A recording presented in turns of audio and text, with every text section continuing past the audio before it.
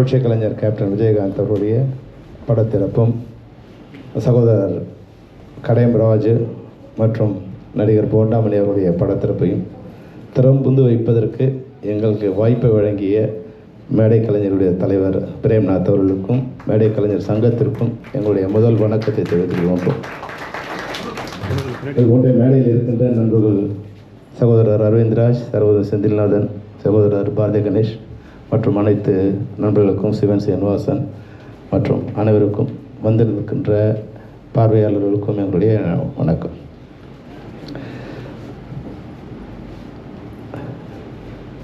இது ஒரு மகன் அப்பாவுக்கு ஃபோட்டோ திறந்து வைக்கிற மாதிரி தான். இது ஒரு இயக்குனர் ஒரு நடிகருக்கு படத்திறப்பு கிடையாது.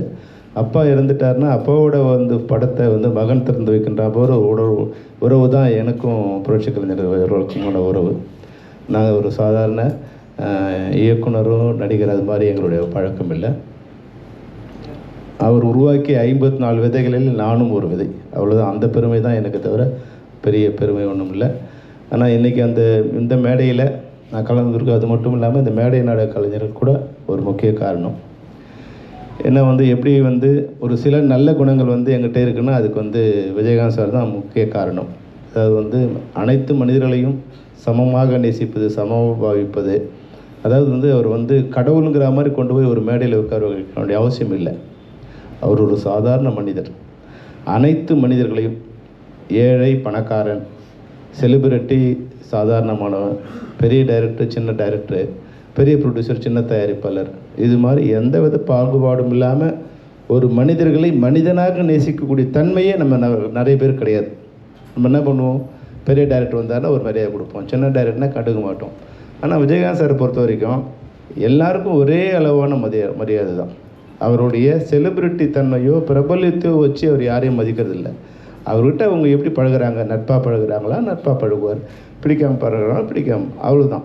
அந்த அளவுக்கு சாதாரணமான மனிதனாகவே கடைசி வரைக்கும் அவர் உச்சத்தில் வந்த பிறகு கூட, அதாவது 94வது படம் என்னுடைய படம் புலன் விசாரணை, 94வது படம் வரைக்கும் அவர் வீட்டில் படுத்துவதில்லை. எங்களோட அந்த ராஜாபாதர் தெருவில் அந்த மேடை இது போல் ஒரு பெரிய பெட்டு, அந்த பெட்டில் குறைஞ்சது ஒரு 15லேருந்து 20 பேர் படுத்துட்ருப்பாங்க. அந்த 20 பேரில் ஒருத்தர் தான் விஜயகாந்த். 94 படம் வரைக்கும் கல்யாணமாக இருந்தால் இன்றைக்கு இருக்கும் எங்களோட படுத்துருக்கலாம். கல்யாணம் ஆகிட்டதால தான் அது கூட இங்கேருந்து 12 மணிக்கு கிளம்பு வர அவங்க ஃபோன் பண்ணினே இருப்பாங்க, சார் கிளம்பிட்டாரான்னு. அப்போ ராவுத்தெல்லாம் சொல்ல, டேய் போடா, அப்புறம் உன் பொண்டாடி எங்களை திட்ட போகிற, போடா இங்கேருந்து சொன்னால் தான் போவார். அந்த அளவுக்கு நட்புக்கும் சக மனிதர்களுக்கும் நிறைய நேசிக்கக்கூடிய மிக உன்னதமான மனிதர் அவ்வளோதான். இன்றைக்கி நாங்களாம் மேடையில் இருக்கோம்னா அவர் தான் முக்கிய காரணம்ல அவர் தான் மூல காரணம். திறமையை சாதாரணமாக கண்டுபிடிச்சி அதுக்கப்புறம் ஒரு தடவை ஒருத்தரை நம்பிட்டார்னா அது படம் பண்ணுறான் பண்ணல மற்றவங்க குறை சொல்லிகிட்டே இருப்பாங்க. இப்போல்லாம் ஒரு டைரக்டர் படம் பண்ணார்னா அது என்ன சொல்கிறது, கத்தி மேல் நடக்கிற மாதிரி தான். எவன் எப்போ நம்மளை தள்ளி விடுவானே தெரியாது. அந்த படத்தில் முடிவு வரைக்கும் நம்ம இருப்போமான்னு தெரியாது. புது டைரக்டர் நான் சொல்கிறது, புது டைரக்டர் என்ன வரவங்களும் அட்வைஸ் பண்ணுவான். வந்தோடனே சார் இந்த ஷார்ட்டை இப்படி எடுத்தால் நல்லா இருக்குன்னுவான். ஒருத்தர் மேக்கப் மேன் சொல்லுவார், சார் அந்த சீன் ஒன்றும் சரியாக வரலையே சார், இது மாதிரி இதுக்கெல்லாம் பயந்து தான் நம்ம இது பண்ணோம். ஆனால் விஜயகாந்த் சார்கிட்ட போயிட்டா யார் எதை சொன்னாலும், டேய் போடா, அவன் இந்த கதை என்னன்னு உனக்கு தெரியுமா, இந்த சீன் என்னன்னு எனக்கு தெரியுமா, இன்னை வரைக்கும் தெரியாது. இப்போ வந்தவொடனே அவன் என்ன சீன் சொன்னால் நம்ம நடிக்கிறோம். ஆனால் அவனுக்கு இது என்ன கதைன்னு 1 வருஷமாக தெரியும். 1 வருஷமாக அந்த கதையை அவன் உருட்டிக்கிட்டே இருக்கான்டா. அதனால் நம்மளோட அவன் சிறப்பாக பண்ணுவான். நீ போய் அதில் தலையிடாது, நல்லது கெட்டது அவனோட போட்டு அது மாதிரி சொல்கிறவன் அங்கேயே கட் பண்ணிவிடுவார். அப்புறம் நம்மக்கிட்ட வருவார், செல்வமணி யூகோ பிடிச்சி அலையாத, ஒரு யாராவது சொன்னாங்கன்னா நல்ல விஷயம் சொன்னாங்கன்னா எடுத்துக்கோ. ஏன்னா படம் ஓடிச்சுன்னா அவன் சொன்னான் இவன் சொன்னான்னு எவனும் சொல்ல போகிறதில்ல, டைரக்டருக்கு தான் வேல்யூ. இப்போ ஏற்கனவே எனக்கு 9 படம் ஓடல, இந்த படம் ஓடலைன்னா 10வது படம். ஆனால் இன்னும் எனக்கு 5 படம் இருக்குது, அதில் ஏதாவது ஒரு படம் ஓடிடும். ஆனால் உனக்கு இதான் முதல் படம், ஓடினா அடுத்த படம், இல்லைன்னா இதான் உனக்கு கடைசி படம். அதனால் யூகோ வச்சுட்டு நீ நல்ல விஷயங்களை அவாய்ட் பண்ணாத. அப்போ நீங்கள் நல்லா யோசிச்சு பாருங்கள், அங்கே கோல் சொல்கிறவனையும் கட் பண்ணிடுவார், இங்கே தலைகணை கொஞ்சம் இருந்துன்னா இங்கேயும் ஒரு குட்டி உன்னை சமநிலை கொண்டு வர்றார். இந்த நிலைமை இருக்கு இல்லையா, அதனால தான் அவரால் 54 பேரை டைரக்டராக முடியுது. அது மாதிரி 45 பேரை தயாரிப்பாளர் இருக்கு.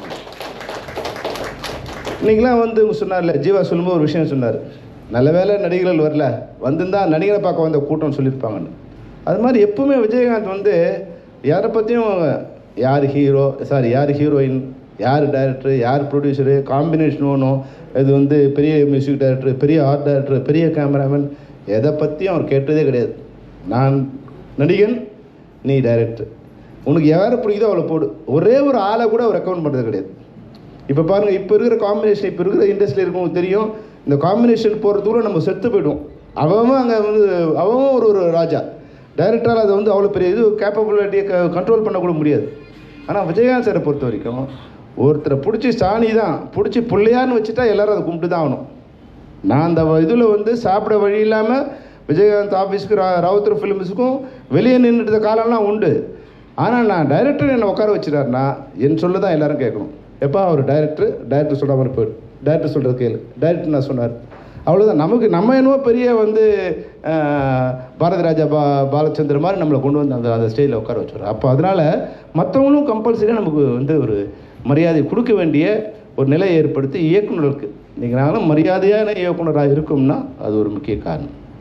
அதுபோல் இப்போது உண்மையில் செந்தில்நாதனை கூட நான் நன்றி சொல்லணும். அவர் படம் பண்ணிகிட்டு இருக்கும்போது தான் நான் படம் பண்ணுற ஸ்டேஜில் இருக்கேன். ஒரு கட்டத்தில் வந்து ராவுத்தர் சொன்னார், தம்பி பூந்தோட்ட காவலுக்கு ஒரு ஓடுனா நம்ம படம் எடுக்கலாம், இல்லைன்னா இங்கேயே கட்டு. நல்ல வேலையாக அண்ணன் காப்பாற்றினார். அந்த படம் ஓடினதால அடுத்து பாட்டுக்கு ஒரு தலைவன் நடக்கும்போது என் படம் ஸ்டார்ட் ஆயிடுச்சு. அதனால ஒருவேளை பாட்டுக்கு ஒரு தலைவன் மாதிரி கொஞ்சம் சுமாராக இருந்திருந்தா என் வாழ்க்கை அங்கேயே முடிஞ்சிருக்கும். அதனால் வந்து தெரியாமல் வந்து செந்தில்நாதன் வந்து என்னோடய வாழ்க்கைக்கு ஒரு தடை இல்லாமல் வந்து நான் டைரக்டர் ஆகிறதுக்கு செந்தில்நாதன் ஒரு காரணம். அது மாதிரி நான் நேற்று ஒரு இது கொடுத்தாங்க, ஒரு விஜயகாந்த் சாருக்கு ஓடின படங்கள், வெற்றி படங்கள். அதில் முதல் படம் வந்து சின்ன கவுண்டர் 325 நாட்கள், ரெண்டாவது படம் கேப்டன் பிரபாகரன் 310 நாட்கள், மூணாவது படம் புலன் விசாரணை 290 நாட்கள், நாலாவது படம் வைத்திய திருந்தால் 250 நாட்கள்.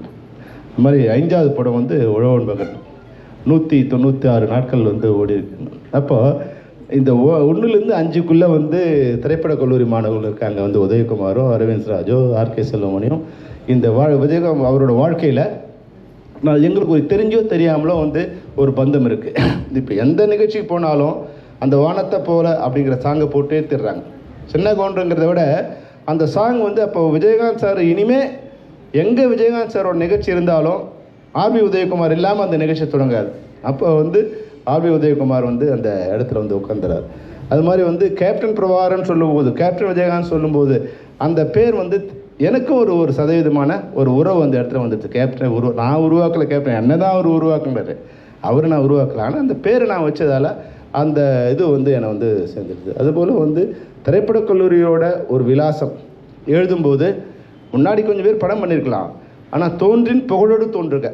அப்போது அந்த ஒரு அடிச்சுட்டு வெளியே வந்தால் தான் அது வந்து ஒரு வெளிச்சம். அது மாதிரி வெளிச்சமாக வந்தது வந்து ஊமை விழிகள் தான். திரைப்படக் கல்லூரியுடைய முதல் விலாசம் வந்து ஊமை விழிகள். அந்த ஊமை விழிகள் வந்து கொடுத்தவர் வந்து அரவிந்த் ராஜ். அது மட்டும் இல்லாமல் விஜயகாந்த் சாருக்கு வேறு ஒரு கெட்டப், அது வரைக்கும் வந்து ஒரு பிஎன்சி ஆர்டிஸ்டாக இருந்த விஜயகாந்த் சாருக்கு வேறு ஒரு கெட்டப் கொடுத்து ஒரு ஸ்டைலிஷான ஒரு இதுவை மாற்றினது வந்து அரவிந்த் ராஜ் சார். இந்த எங்கள் 3 பேருக்குமே வந்து அவரோட வாழ்க்கையில் வந்து மிகப்பெரிய ஒரு பங்கு இருக்குது.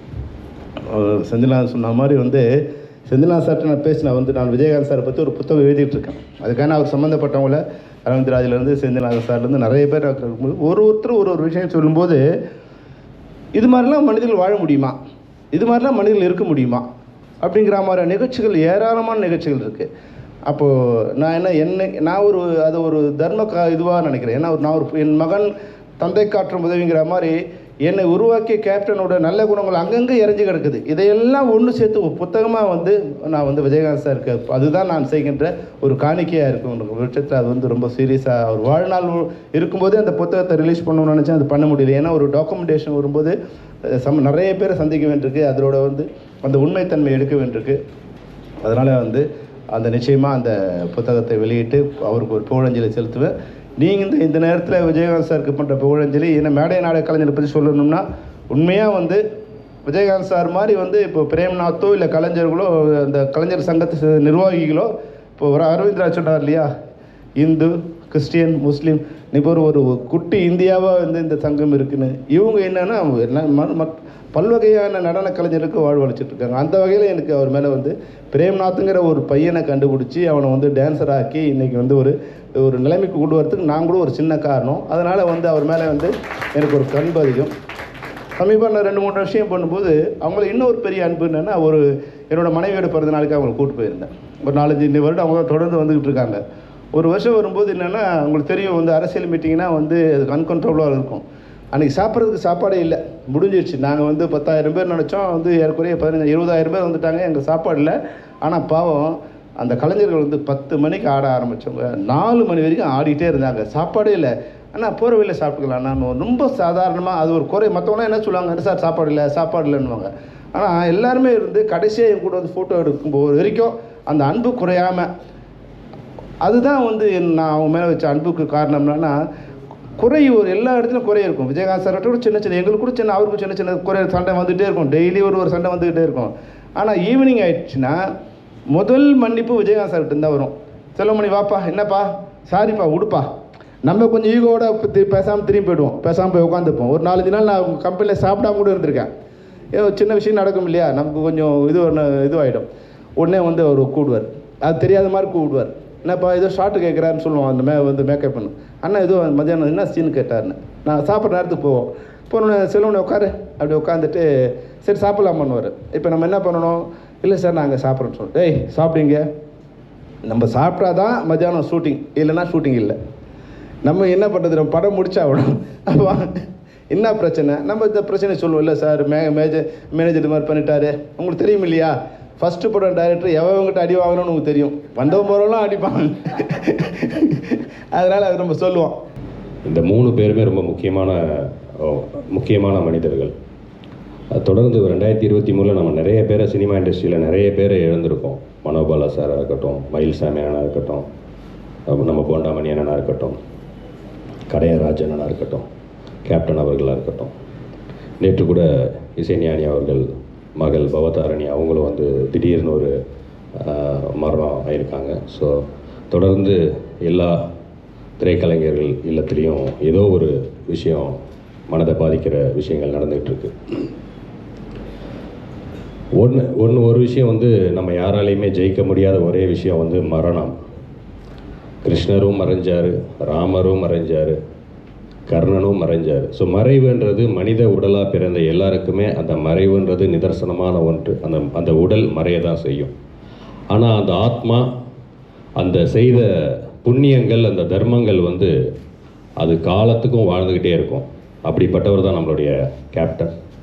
அவர் வந்து உடல் மறைஞ்சாலும் அவருடைய புகழ் மறையவே மறையாது. அதுக்கு சாட்சி அவருடைய அந்த இறுதி ஊர்வலத்தில் லட்ச மக்கள் கலந்துக்கிட்டது. அந்த நேரத்தில் நிறைய பேர் விமர்சனங்கள் இருந்தது. நடிகர் சங்கம் ஒரு ஊர்வலமாக வந்திருக்கணும், எல்லாரும் வந்து சேர்ந்து செஞ்சுருக்கணும் அப்படியெல்லாம் சொன்னாங்க. அது நடக்காதது ஒரு விதத்தில் நான் நல்லதுன்னு நினச்சேன். ஏன்னு சொன்னால், இது நடிகர்களை பார்க்க வந்த கூட்டமாக வரலாறு பதிவாயிடக்கூடாது. கேப்டன்ற ஒரு நல்ல மனிதனுக்காக மட்டுமே சேர்ந்த கூட்டமாக அந்த 15 லட்சம் 20 லட்சம் மக்களும் அந்த ஒரு நல்ல மனிதனுக்காக மட்டுமே பார்த்த கூட்டமாக வரலாறு அதை எடுத்துக்கிச்சு. எப்படி ஒரு பெருந்தலைவர் காமராஜர் மறைஞ்ச போது ஒரு கூட்டம் இருந்ததோ, அறிஞர் அண்ணா அவர்கள் மறைந்த போது ஒரு கூட்டம் இருந்ததோ, புரட்சித் தலைவர் எம்ஜிஆர் அவர்கள் மறைந்த போது ஒரு கூட்டம் இருந்ததோ, அப்படி தன்னெழுச்சியாக இந்த தமிழக மக்கள் ஒரு மனிதனை வந்து அவங்களுடைய அன்பை வெளிப்படுத்தினாங்க. சமீபத்தில் 1 மாதம் ஆகிடுச்சு. நைட்டு 11 மணிக்கு நான் ஒரு மண்டபத்தை கிராஸ் பண்ணுறேன். ஜனங்க போய்கிட்டே இருக்காங்க. கோயிலுக்கு போகிற மாதிரி, ஒரு சாமியை தரிசனம் பண்ணுற மாதிரி அவரை வந்து இது பண்ணுறாங்க.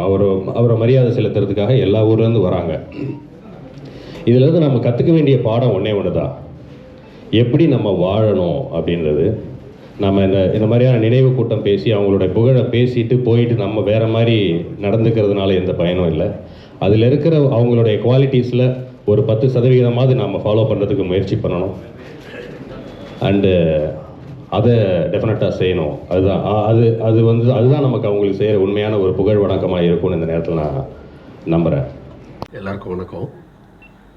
தமிழ்நாடு மேடை நாடகக்கலைஞர்கள் சங்கத்தின் சார்பாக பத்மபூஷன் டாக்டர் கேப்டன் புரட்சி கலைஞர்களின் படத்தை இங்கே திறந்திருக்கிறார்கள்.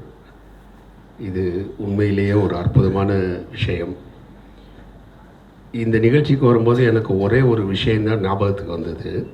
கேப்டனை இதே மாதிரி சின்னத்திரை இயக்குநர்கள் சங்கத்தோட பதவியேற்பு விழா, அதில் நீங்கள் கலந்துக்கிட்டால் நல்லாயிருக்கும் கேப்டன்னு கூப்பிட்டு கேப்டன் அந்த விழாவுக்கு வந்தாங்க. வரும்போதே சொன்னார், நான் 3 விஷயம் ஸ்டேஜில் பேசணும், அதுக்காக தான் வரேன் அப்படின்னாரு. என்னடா இவர் 3 விஷயம் ஸ்டேஜில் பேசணுன்றாரு அப்படின்னு யோசித்தேன். அங்கே சொல்லும் போது சொன்னார், உங்கள் எல்லார் மேலேயும் எனக்கு கோபம், 3 விஷயத்தில் இயக்குனர்கள் மேலே எனக்கு கோபம் அப்படின்னாரு. என்ன அது 3 விஷயம் அப்படின்னு சொன்னார். நீங்கள் ஒரு காட்சியை உருவாக்கும் போது அதில் ஒரு டாக்டர் வராரு, ஒரு போலீஸ் ஆஃபீஸர் வராரு, உங்களுக்கு தெரிஞ்சவர் உண்மையிலே டாக்டராக இருக்கலாம், இல்லை ஒரு பேங்க் மேனேஜராக இருக்கலாம். அவரை கூப்பிட்டு நீங்கள் டாக்டராக போடணும் அப்படின்னு செய்யும்போது அந்த டாக்டர் வேஷத்துக்காகவே காத்து கொண்டிருக்கிற ஒரு நடிகனின் வாழ்க்கை பாதிக்கப்படுகிறதுன்னு. நீங்கள் போடுங்க, நீங்கள் உருவாக்குறவங்க தானே. ஒரு டாக்டருக்கு 2 டாக்டராக வச்சுக்கோங்க, அவரையும் வச்சுக்கோங்க இவரையும் வச்சுக்கோங்கன்னாரு. அடுத்த விஷயம் சொல்கிறது இன்னும் மறக்க முடியாத ஒரு விஷயம். அதாவது ஒரு துணை நடிகரை கூப்பிட்டு காலையிலேருந்து உட்கார வைக்கிறீங்க. காலையிலேருந்து உட்கார வச்சுட்டு ராத்திரிலாம் அவர் தான் முடிக்கும் போது முடின்ட்டு கடன்னு அடிக்கிறீங்க. ஏன் அப்படி செய்கிறீங்க? ஒரு நாளைக்கு கூப்பிடுற அவருக்கு அடுத்த நாளும் கூப்பிட்டு நீங்கள் அவருக்கு வேலை கொடுத்தால் அவருடைய வீட்டிலே உங்கள் பெயரை சொல்லி அடுத்த நாள் அடுப்பு எரியும்னார். யோசிச்சு பார்த்தா உண்மையிலே நீங்கள் கேப்டன் படங்கள் எல்லாத்தையும் எடுத்து பாருங்கள். அவருக்கு நண்பர்களாக வர்றது யாருன்னு பார்த்தீங்கன்னா வெள்ளை சுப்பையா, கருப்பு சுப்பையா, குள்ளமணி அண்ணன், இவங்க தான் நண்பர்களாக வருவாங்க. நான் ஒரு தடவை அது தெரியாமலே கேப்டன்கிட்ட கேட்டேன், என்ன கேப்டன் நண்பர்கள் நம்ம இவங்களை போடுற மாதிரி ஏஜ் இதுன்னு. அவங்க அதுக்காக தானே இருக்காங்க, அவங்களுக்கு நம்மளும் கொடுக்கலன்னா வேறு யார் கொடுப்பாங்கன்னு. அந்தளவு கலைஞர்களை நேசிக்கக்கூடிய ஒரு நல்ல இதயம் கொண்ட மாமனிதர். 3வது எல்லாரும் சொல்கிற விஷயந்தான், வழக்கம் போல் சொன்னார். ஒருத்தர் உங்களுக்கு பிடிக்கலன்னா உடனே ஃபோட்டோவை மாட்டி பூ வச்சிடாதீங்க, அது ரொம்ப பெரிய தவறு அப்படின்னு. அப்படி ஒரு நேசிக்கக்கூடிய ஒரு நல்ல மனிதர்.